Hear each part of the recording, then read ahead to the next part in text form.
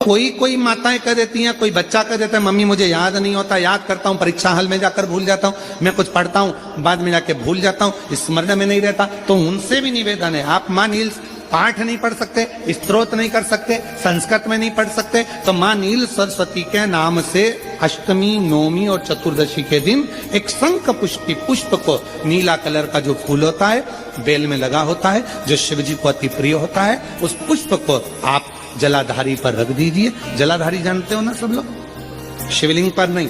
जलाधारी पर रख दीजिए और जल चढ़ाना 7 बार प्रारंभ करिए। बाबा देव अधिदेव महादेव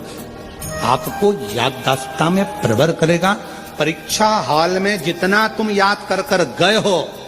अच्छी मेहनत कर कर गए हो, तो भूलोगे नहीं, तुम्हारी बुद्धि तीव्र होती चली, प्रबल होती।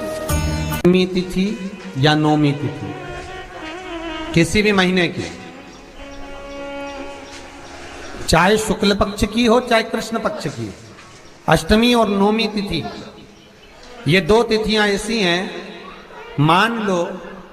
तुम्हारा पैसा तुमने किसी को दिया, 5 लाख, 4 लाख, 3 लाख, 10 लाख, 8 लाख, 2 लाख, 50,000, 25,000, 20,000, 40,000, और वो पैसा नहीं दे रहा आपको, आप हार गए कह के कर, फोन लगा लगा कर, भैया दे दे रहे, परेशानी है, दे दे रहे भैया, हम तो परेशान हो गए, और हार गए, नहीं मिल रहा, बहुत परेशान।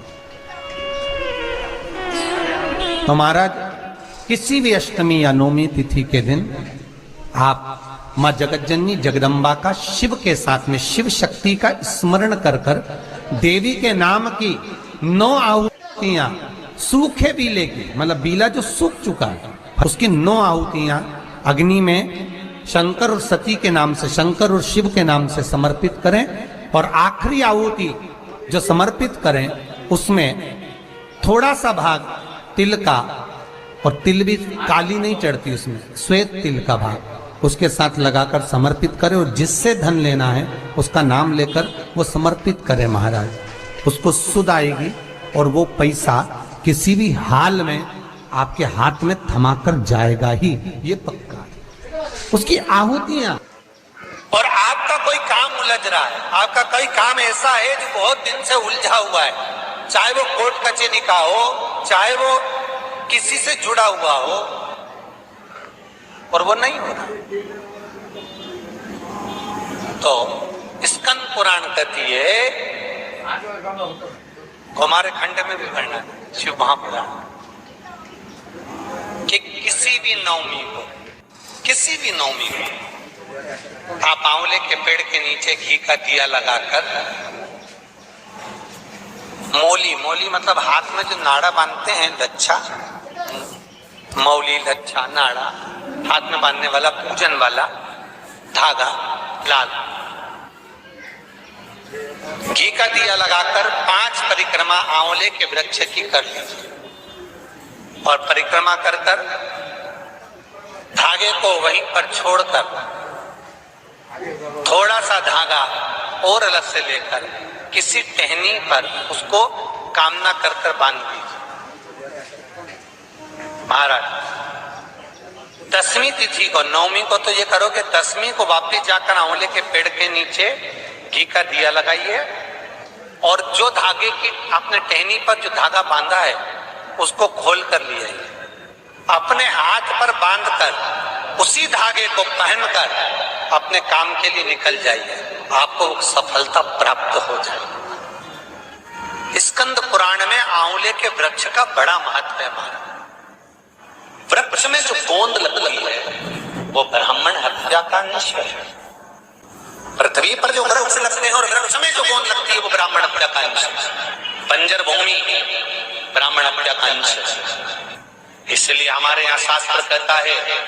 तुम्हारे बहू का अगर जापा होए, बहू की डिलीवरी होए, बहू को संतान होए, तो खूब घी में गोंद तल तल कर खिलाओ, और जन्माष्टमी, रामनवमी पर भगवान का प्रसाद तैयार करो तो उसमें गोंद मत डालना, क्योंकि उसमें ब्राह्मण हत्या का अंश रहता है। भगवान के प्रसाद में गोंद नहीं आना चाहिए। आप लोग कथा में श्रवण करे हैं पूर्व में, हनुमान गतिमान रतिमान मतिमान वर्तिमान, ऐसे हनुमान जी के कई भाई हुए, कई भाई हनुमान जी के हुए। और हमने पहले भी कहा है, जिसकी फैक्ट्री ना चलती हो, बहुत दुकान ना चलती हो तो हनुमान जी के पांव का थोड़ा सा सिंदूर लेकर यदि उस सिंदूर को किसी भी फैक्ट्री या दुकान में हनुमान जी के छोटे भाई गतिमान के नाम से अगर एक बिंदी भी सिंदूर की रख दी जाती है तो वो दुकान और फैक्ट्री भी झड़ाके से चलना प्रारंभ हो जाती है। गतिमान हनुमान जी के छोटे भाई, एक हनुमान जी के छोटे भाई हैं मतिमान। जब व्यक्ति डिप्रेशन में जाता है, एकाग्र चित्त नहीं रह पाता है, पढ़ने बैठता है पर एकदम मन नहीं लग पाता है, तो मतिमान का स्मरण किया जाता है, हनुमान जी के तीसरे नंबर के भाई का, मतिमान। और कहते हैं एक दुर्वा यदि मतिमान के नाम से शंकर भगवान की शिवलिंग पर चढ़ा दी जाए और उसी दुर्वा को वापिस लेकर आया जाए, अंधेरा होने से पहले, सूर्य अस्त होने के पहले, शाम के प्रदोष के पहले यदि उस दुर्वा को उस व्यक्ति को चबा चबा कर खिला दो तो डिप्रेस हो रहा है, डिप्रेशन में है, चिंता में है, टेंशन में है और उसका विवेक काम नहीं कर रहा, बुद्धि स्थिर नहीं हो पा रही है या पढ़ने में मन नहीं लग पा रहा है, तो उसको आप एक दुर्वा मतिमान हनुमान जी के तीसरे नंबर के भाई मतिमान के नाम से अगर खिला देते हैं तो उसकी बुद्धि केंद्रित होना प्रारंभ हो जाती है और वो डिप्रेस से हटना प्रारंभ हो जाता है, मन स्थिर होने लगता है, मतिमान। और एक नाम आता है व्रतिमान। इसका प्रैक्टिकल तुम अभी यहीं से कर लेना, ठीक है? चलते चलते मालूम पड़े तुम्हारी पार्किंग यहां से आधा किलोमीटर दूर है, ठीक है? अरे बोलो तो जम के, आधा किलोमीटर दूर तुम्हारी पार्किंग है और तुम्हारी उम्र लगभग बहुत हो गई, मालूम पड़े तुम थोड़े वृद्ध हो गए हो और तुम्हारा घुटना दुख रहा है, तुम्हारी कमर दुख रही है, चलते चलते बड़ी मुश्किल से तुम कथा स्थल तक पहुंचे हो, अब मन में आ रहा है कि मुझे वापस पार्किंग तक जाना है, कैसे जाऊंगी, पाँव तो दुख रहा है। तो एक काम आज चलते चलते करना कि कहीं सीवर वाला महाराज झूठ तो नहीं बोल रहा है, तो प्रैक्टिकल करके जाना। क्या करोगे, यहां से जाते समय आप जब जा रहे हो और आपके शरीर का कोई अंग जब दुख रहा है तो श्री शिवाय नमस्तुभ्यम कहकर श्री व्रतिमान हनुमान का स्मरण कर। किसका स्मरण करना है? जम के बोलो, व्रतिमान हनुमान। व्रतिमान हनुमान का स्मरण करके कहीं पर भी बैठकर अपने पांव की छोटी वाली जो उंगली है उसको जम के दबाना और दबाने के बाद चल देना। जिस जगह पर भी दर्द हो रहा होगा मेरा बाबा आपको मंजिल तक पहुंचाएगा, दर्द होने नहीं देगा। कल नहीं करना, प्रैक्टिकल आज ही करना। व्रतिमान आज करेंगे गुरुजी, 3 महीने में फर्क दिखेगा। तुम तो आज की आज का बताओ ना कि आज की आज में फल कैसे मिले। तो बिल्कुल तैयारी में बैठो। जाते जाते व्रतिमान हनुमान भगवान श्री शिवाय नमस्तुभ्यम का स्मरण कर कर एक ऊर्जा के साथ, ताजगी के साथ चलते जाओ। एक बेलपत्र की पत्ती को आप अगर बीच में से, ये एक बड़ी पत्ती, उसके बीच में 2 पत्ती और 2 पत्ती के बीच में जो गैप है, बीच पत्ती में, इस पत्ती और 2 पत्ती के बीच में जो जगह है, अगर आप इस पत्ती को यहां से स्पर्श कर कर, इस पत्ती को यहां से स्पर्श कर कर शंकर भगवान के शिवलिंग पर अगर आप श्री शिवाय नमस्तुभ्यम कहकर, पंचाक्षर मंत्र नमः शिवाय कहकर,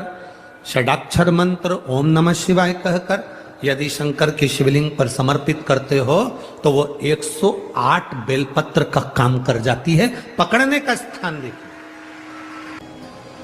स्थान की बड़ी मूलता है, थोड़ा सा समझेंगे अपन, थोड़ा ध्यान देंगे तो ये जो स्थान है ये बड़ा मूल माना गया।